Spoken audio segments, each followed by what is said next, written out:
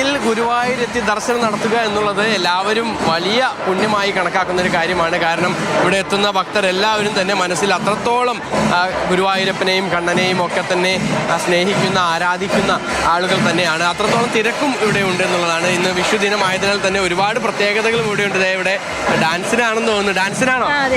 ഇന്ന് വിഷുദിനത്തിൽ ഇവിടെ പ്രോഗ്രാം അവതരിപ്പിക്കാന്ന് പറഞ്ഞാൽ അതൊരു വലിയ സന്തോഷമായിരിക്കും. ഇതാരാ?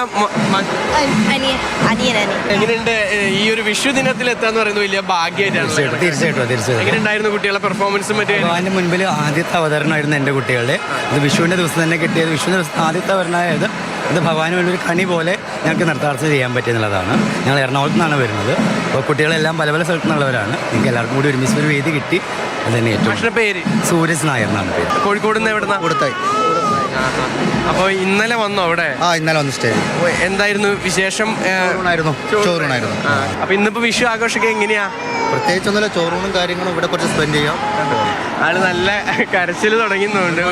ഒരുപാട് നേരമായില്ലേ? അതെ. പിന്നെ ചൂടും ഒക്കെ ആകുമ്പോൾ കുട്ടികൾക്ക് ഒരു ബുദ്ധിമുട്ടാണ്. എന്തായാലും ഒരുപാട് ആളുകളുണ്ട്. ചേട്ടാ എവിടെന്നാ വരുന്നത്? ഇവിടെ തന്നെയാണോ? ഇല്ല, ഞങ്ങൾ കോയമ്പത്തൂരാണ്. ആദ്യമായിട്ടാണോ വിഷുവിന്? ഇല്ല, ഞങ്ങൾ എല്ലാ പ്രാവശ്യം വരാറുണ്ട്. എല്ലാ പ്രാവശ്യം വരാറുണ്ട്. ഉള്ള പേരെന്താ? അവന്തിക. മാതൃഭൂമിക്കിന്റെ ഹൃദയം നിറഞ്ഞ വിഷു ആശംസകൾ. എവിടെന്നാ വരുന്നത്? ഇരിങ്ങാലക്കുട.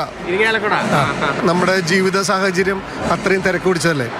ഇവിടെ നിന്ന് ഒരു മണിക്കൂർ ഇവിടെ നിൽക്കുമ്പോൾ മനസ്സിന് ഭയങ്കര ഒരു സമാധാനവും. ഇന്ന് വിഷു സദ്യയുണ്ട്.